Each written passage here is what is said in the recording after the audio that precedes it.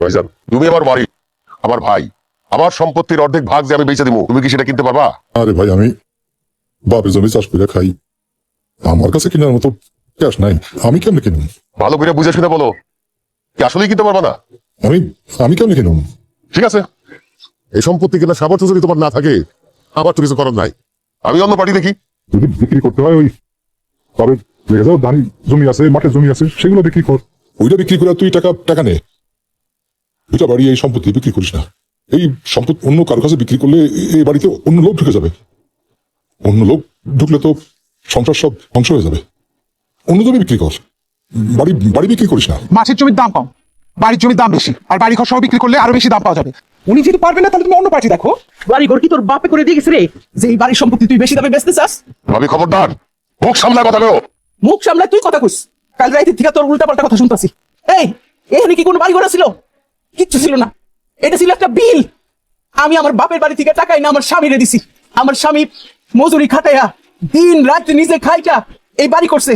আমি কোমরে শাড়ি গুইজা জুগালি মহিলার মতো প্রকৃতি করে মাটি আইনা পানিতে ফেলাইছি।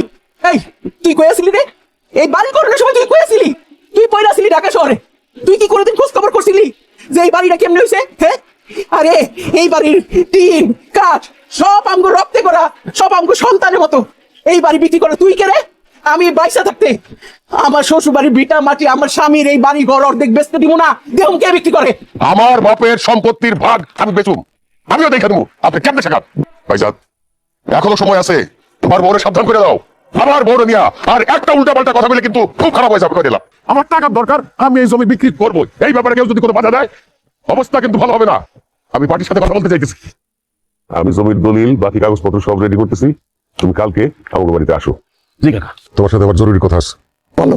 বড় ভাইজান তো আমার ভাগের সম্পত্তি কিনতে পারবে না, কিন্তু আমার তো টাকা দরকার।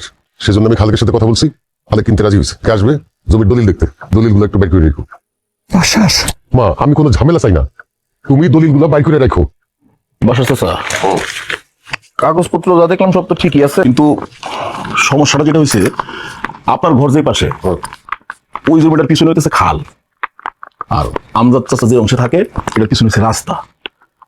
ওই খালের পাশে যে জমি ওটার দাম একটু কম, রাস্তার পাশে এটার দাম বেশি। ওটাও কথা না, কথা হইতেছে আমি আসলে খালের পাশে জমিটা নিতে চাইতেছি না। আমজাদ চাচা যে পাশে থাকে, অর্থাৎ ওই রাস্তার সাইডের জমিটা আমি নিতে চাই, যদি আপনি দেন। ঠিক আছে, তুমি যেটা বলছো ওইটাই। ভাইজান যে পাশে থাকে ওই জমি আমি বেচি। এটা আপনি কেমন কথা বলেন চাচা? আমরা যেই পাশে আছি ওই পাশ বিক্রি করবেন মানে? ওই পাশে আমাকে থাকার ঘর, আমাকে ঘরের জায়গায় যদি আপনি বিক্রি করেন তাহলে আমরা থাকুন কই? কেন? আমার ঘর যেটা, সেই ঘরে থাকবি তোরা। অসম্ভব, আমার ভিটামাটি আমি জীবনেও ছাড়ব না। অনেক কষ্ট করে এই ভিটামাটি করছি। বাসার তোমার এই সবাই মিল্লা নিষেধ করতেছে, তাও তুমি শুনতেছো না। তাও তুমি ভিটামাটি বিক্রি করবাই। বিক্রি যখন করবাই, তুমি যে অংশে আছো সেই অংশ বেচো, আমগো অংশ না। চাচি, বাসার চাচারা তো আজীবনই আপনারা ঠকাইলেন। পুকুরে মাছ চাষ করেন, ওই মাছ তো আপনারা এবিটা খান। চাচার জমি চাষ করেন, আলুর সময় আলু, ধানের সময় ধান, গমের সময় গম, এগুলো তো আপনারাই বেছেন। গাছের ফল বেছেন, গাছ বেছেন। এই বেচারা তো কোনোদিন আপনার করে জিগায়ও নাই যে কেমনে কি হইতেছে। এখন যেহেতু চাচা জমি বেচতে চাইতেছে, তার টাকার দরকার, আর আমি জমি নিবো। চাচা যে পাশে ঘর করছে ওটা আমার পছন্দ না, আমার পছন্দ আমজাদ চাচার ঘরের চাইটা, তো এটা দিয়ে দেন। তাইলে তো হয় না, তো লোকটার উপর একটা বেঞ্চ করা হইতেছে। এই ইবলিশ শয়তান, একদম চুপ থাক। এই কথাবার্তা একটু সাবধানে করেন। আমি ইবলিশ শয়তান মানে হয়তো আমি কথাবার্তা বলেন, আপনি মুখ সামনে কথা বলেন। চুপ করেন। আপনার সাহস কত আমার মায়ের ধমক দিয়ে কথা বলেন? আপনি কে? হ্যাঁ, আমাদের পরিবারের মধ্যে কথা বলার জন্য আপনি কে? ডাকছে কে আপনারে? না করে আসছেন এখানে? জানি এখানে যান। আসছে যে আমার চাচা আমরা ঠকাই যাচ্ছি, এইসব বলে আমাকে সংসারের মধ্যে প্যাঁচ লাগানোর চেষ্টা করতেছে।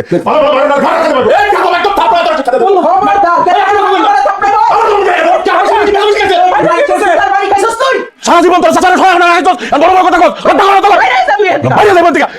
আপনি দরবার ডাকেন। এরা কেমনে ঠকায় আমি দেখবো। আপনি শালি জায়গায় বাড়িতে।